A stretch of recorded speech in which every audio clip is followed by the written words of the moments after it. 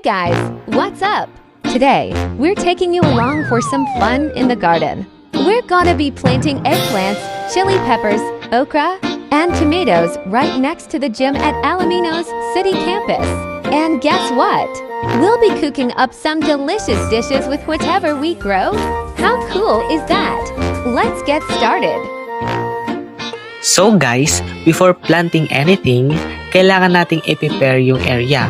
We clean the land, remove the grass, rocks, and unwanted plants, and made sure the soil was ready for planting. It was a lot of work, but this step is very important kung gusto natin magkaroon ng healthy na halaman. So guys, after naming maglinis, nagbungkal kami ng pagtataniman ng mga halaman. Once the area was clean, we carefully transferred the seedlings, yung mga eggplant, chili, okra, and tomatoes into the soil. We spaced them properly at diniligan para makapag-adjust sila sa kanilang bagong environment.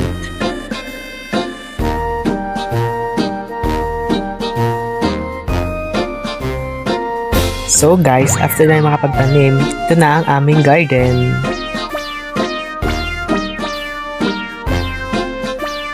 Yan. So guys, yan yung aming sili. At yan naman yung aming tomatoes. At ito naman ang aming okra. At ang aming eggplant. Ayan. So ito naman ang tanim ni Princess. Ang kanyang okra, tomatoes,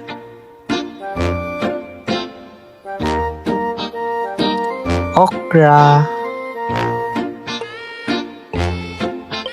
and of course, hindi dapat natin kalimutan na ating diligan ng ating mga halaman.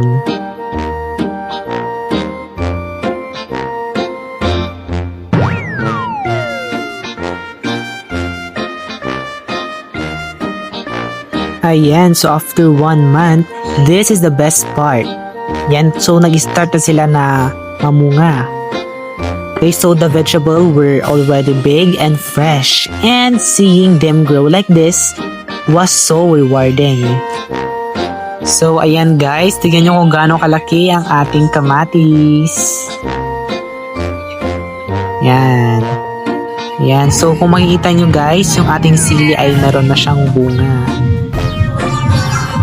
Ayan. So guys, andito si Princess para pakita sa atin ang kanyang harvest na kamatis. Ang ulam natin for today guys ay kamatis na may maalat. Charan! Yan na siya guys. So ngayon naman, lalagyan na natin siya ng itlog maalat. Ayan. Yung kamatis nga pala guys is yan yung sa garden namin. Yung napitas namin.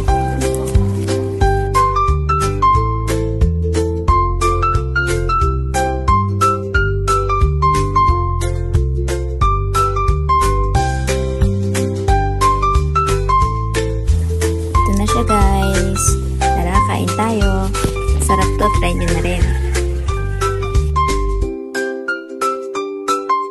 So, hello guys, get ready with me at magluluto tayo ng dinding. So, first, andito ang ating bagong pitas na okra. Ayan, fresh na fresh from our garden.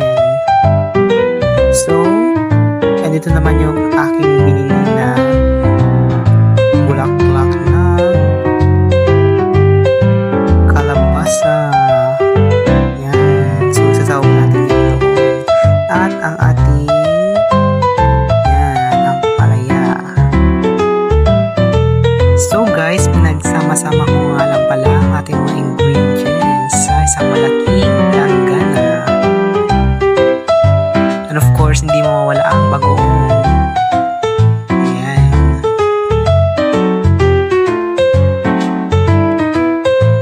Bago tayo magluto, atin muna ihiwain ang ating okra into bite size.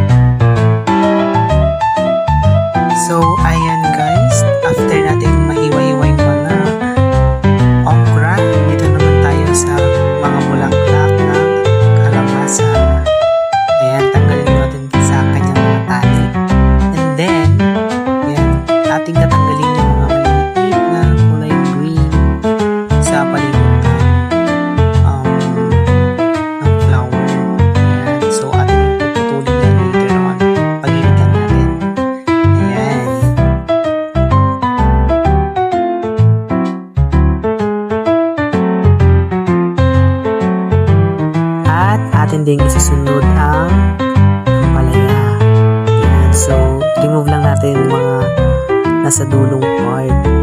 Yan. And then, hati natin siya. Yan. Pagilid lang natin para hindi makasagaban. Yan. And then, hati natin siya sa gitna. So, itong way ng paghihiwa ng ampalaya guys, so, parang tinuro lang siya sa akin din ng aking mga parents. Yan. So, ganyan yung way ng pag-remove ng mga buto-buto sa gitna. Ayan.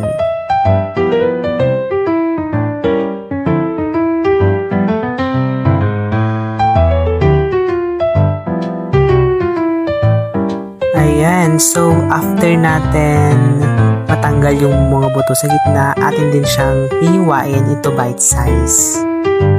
Ayan.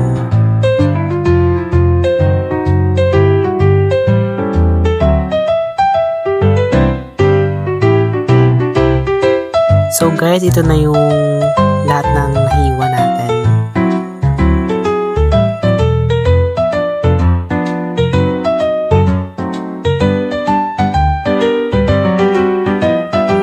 So, atin ang isasalang ang kaserola. And then, mag-add tayo ng isa't kalahati na tabo ng tubig. Ayan. So, ayun guys, atin ding hinugasan at binabad sa tubig ang pagulay ng taon.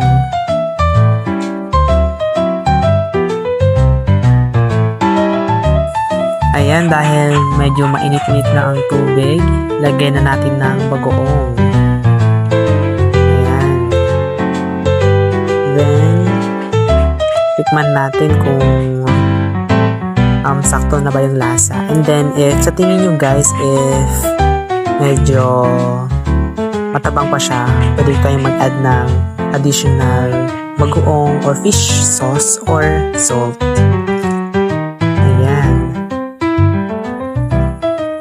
So guys, medyo kumukulo na siya. And then, i-add na natin yung mga gulay.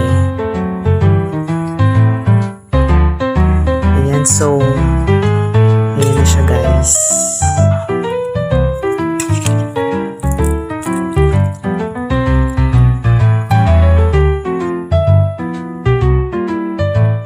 Ayan, so, mag-wait na lang tayo ng mga ilang minutes and then malapit na siya maluto.